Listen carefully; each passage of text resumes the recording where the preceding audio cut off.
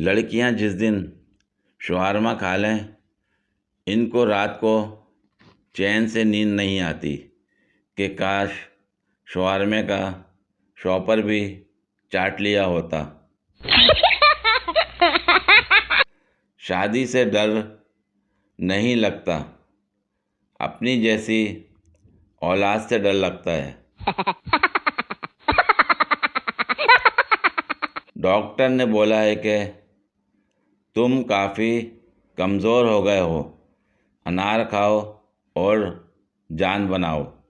انار تو ہم نے کھا لیا ہے، اب سمجھ نہیں آ رہی کہ جان کس کو بنائیں۔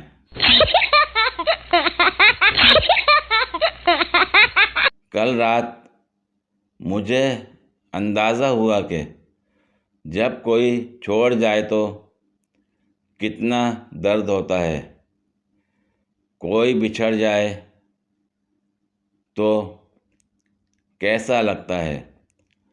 جب میرے ہاتھ سے مونگ پھلی کا ایک دانہ چھلکوں میں گرا اور میری لاکھ کوششوں کے بعد بھی نہیں ملا۔ بچے کو ٹیوشن پر چھوڑ کر واپس گھر جا رہے تھے تو بیگم نے ایک ڈپارٹمنٹل اسٹور پر رکنے کو کہا۔ میرے دل کی دھڑکنوں کے ساتھ ساتھ جیب کی غربت بھی ہچکولے لینے لگی۔ وجہ پوچھنے پر بیگم نے بتایا کہ آلو خریدنے ہیں۔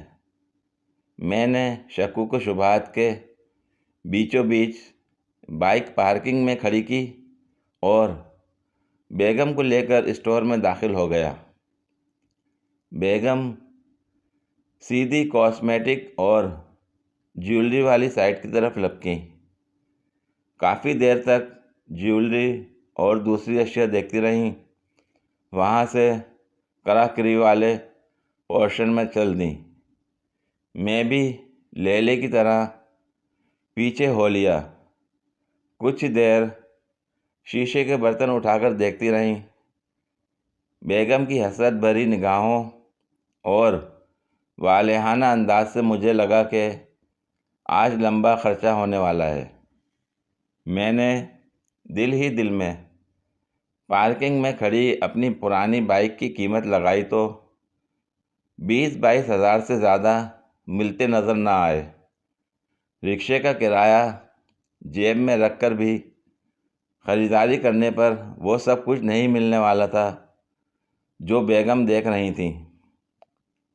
میرے اندر درد کی ایک لہر ابھری اور سوچ آئی کہ لوئر مڈل کلاس کی خواتین کتنی حسرتیں دل میں دبا کر زندگی جھیلتی ہیں، لیکن غریب اور مجبور خاوند تو صرف دعائیں ہی کر سکتا ہے۔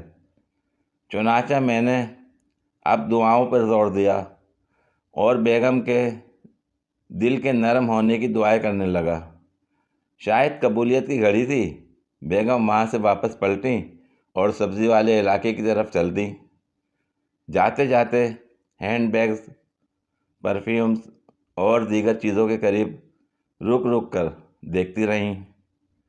میں بدستور لیلے کی طرح پیچھے پیچھے ہی پھرتا رہا۔ آخر کار اس نے 1 کلو آلو خرید ہی لیے تو میں نے سکون کا سانس لیا۔ میں نے کاؤنٹر پر پیسے ادا کیے اور ہم باہر آ گئے۔ بائک پر بیٹھتے ہوئے میں نے پوچھا، بیگم لینے تو تم صرف 1 کلو آلو تھے اور دیکھ پورا اسٹور آئی ہو۔ اگرچہ میرا سوال کئی قسم کے خطرات کو دعوت دینے کے مترادف تھا، لیکن بیگم نے کمال سادگی سے جواب دیا۔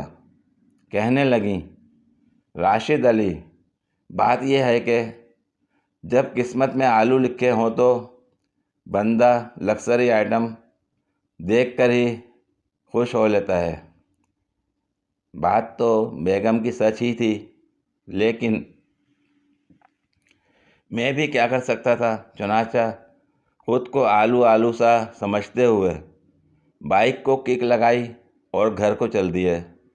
راستے میں ایک بڑا شادی ہال پڑتا ہے، وہاں پہنچے تو سڑک پر کافی رش تھا، شاید ابھی ابھی بارات پہنچی تھی، اور گاڑیوں میں سے گویا سجی سنوری پریاں نکل کر شادی ہال کے اندر جا رہی تھیں۔ میں نے بائک ایک طرف روک دی اور اللہ کی بنائی ہوئی حسین و جمیل مخلوق کو انہماک سے دیکھنے لگا۔ بیگم نے کچھ دیر تو صبر کیا، پھر بولی، اب چلیں گے بھی یا دلہن کو ودا کر کے ہی جانے کا ارادہ ہے؟ میں نے جواب دیا، بیگم، اصل میں تمہاری بات یاد آ گئی تھی، تم نے بالکل ٹھیک کہا تھا۔ کہنے لگی، کون سی بات یاد آ گئی؟ اب میں نے جواب دیا، وہی جو تم نے کہا کہ جب قسمت میں آلو لکھے ہوں تو بندہ لگژری آئٹم دیکھ کر ہی خوش ہو لیتا ہے۔ میری بات سنتے ہی بیگم کا ضبط جواب دے گیا اور گھر پہنچنے تک آلو کی بھجیا تقریباً تیار ہو چکی تھی۔ پوری ویڈیو دیکھنے کے لیے شکریہ۔ اگر ویڈیو پسند آئی ہو تو لائک اور شیئر کریں، کمنٹ میں اپنی رائے کا اظہار کریں۔ مزید ویڈیوز کے لیے میرے چینل کو سبسکرائب کریں۔ شکریہ۔